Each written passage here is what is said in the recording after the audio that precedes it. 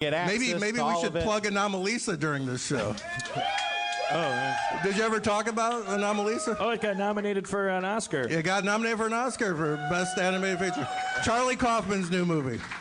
Our studio produced it, and it almost killed us. So please, if you want to download it illegally, go ahead, but buy the DVD after if you like it. Yeah, and maybe some of you in the audience helped kickstart it early on. Like, Remember when that guy got punched in the face? That meaty sound. It's that was a good sounding childhood. punch. I mean, it was definitely a real punch, yes. Yeah. Yeah. No, it wasn't that fake. It wasn't. Yeah. It knocked him out of his chair. That sound, like I remember my brother getting like getting in fights and like that slappy beef sound. Yeah, it's not like the movies, you know. No, it's like it's a terror. It's like a real like horrible thing. Yeah. I'm just glad it was him and not us. Yeah. I totally thought that, we'd be stabbed at this show. Yeah.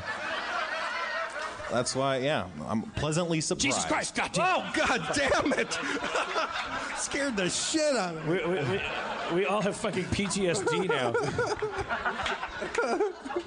That's I got the living crap eaten out of me when I was 17. I won't say I deserved it. Nobody deserves to be physically hurt, but I put myself in a situation where it shouldn't have shocked me that I ended up like in a lot of trouble. I went and partied with a bunch of just random dudes. Like in my hometown of Brown Deer, Wisconsin, there was only like if you were underage, you couldn't buy liquor at the liquor stores. It was too small a town, and we would just go to the motel, this like local motel, and like we'd like see if anybody wanted to like pitch in a bunch of money and find somebody who was 21 and go buy beer.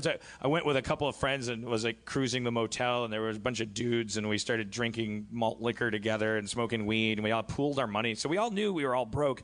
And then, like, we just get really, really high and really, really drunk. And then that's the horrible thing about violence is it's, like, inexplicable. And it's, like, because it just makes no sense. And it just flavors your world for the rest of your life because you're like, what the fuck was that? Like, I just remember sitting and being really high and really drunk. And there's just rap music playing, and like I'm just nodding. I'm like, I'm so high, and I got a yin yang patch on my frosted denim jacket, and I got a little rat tail with rubber bands, and a little Egon from the real Ghostbusters rat tail. And then all of a sudden, like one of my two friends, like I see him stand up, and like there's like one of the stranger guys. They had us way outnumbered. He was like talking to him, and my friend started shaking his head, and I didn't know what was going on because the music was so loud.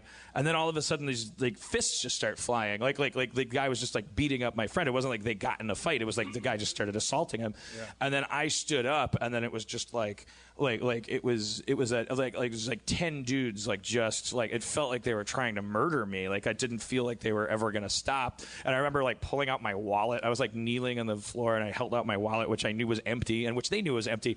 And then I felt the wallet leave my hand, and there was a pause, and then I felt like more punches in the back of my head, and then that's why I thought, oh my God, they're gonna kill me because like there's no reason for this. They're just like so high and drunk, they just want to fucking kill me. And like there was like glasses breaking over my head. It was like my head was going into like mirrors and stuff.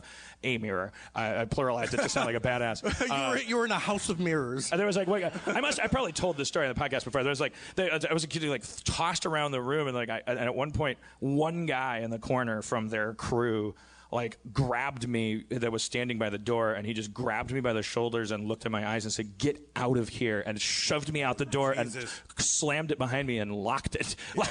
Like I wanted to get back in. And I'm ashamed to say I forgot about my friends. I didn't know if they were gone because I was so. I didn't remember if they were still in there, but I just want to be candid and say I didn't think about them anymore. I wasn't. Yeah.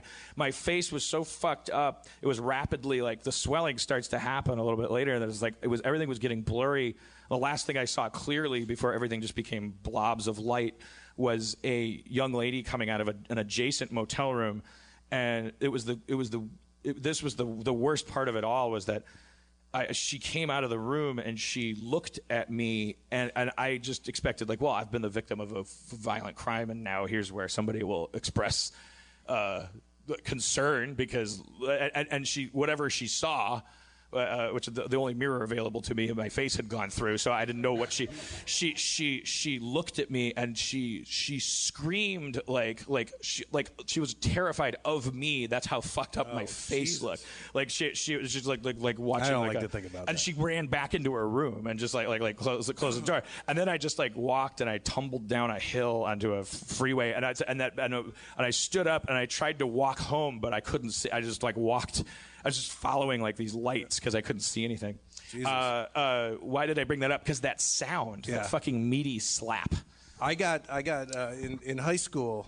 I got beat up once. It was supposed to be a fight, but it wasn't. I didn't throw a punch because I just didn't know. It seemed weird to punch someone back in high school. Now, But I remember I just got like the shit beat out of me and just like, like black eye and blood. And I remember the guy, and he's my Facebook friend now. and then I posted this bit that I do with Andy Dick where he beats the shit out of me as a bit. And I post it once a year because it hurts. So I feel like I should at least get credit for getting punched in the face and slapped really hard. And one of the comments was that guy's brother who just wrote his brother's name, Sal, and it was highlighted like, you got to take a look at this. Like, the guy that you fucking beat up is now on YouTube getting beat up. I don't know. I mean, or do you think I'm just like reading into something? No, I don't at all. Well, how did that make you feel? Horrible. Like this guy is still like talking about beating the shit out of me when I was 13. It also made me feel good because, I mean, he's got no life. That's a high point in his life. He peaked, but you're bummed because you don't want to be his peak. Yeah, exactly. It'd be nice if he jacks off about if he me. won a hot dog eating contest after that, and that was his peak. Then you could really mock him. Yeah. All right. Well, moving on from that topic.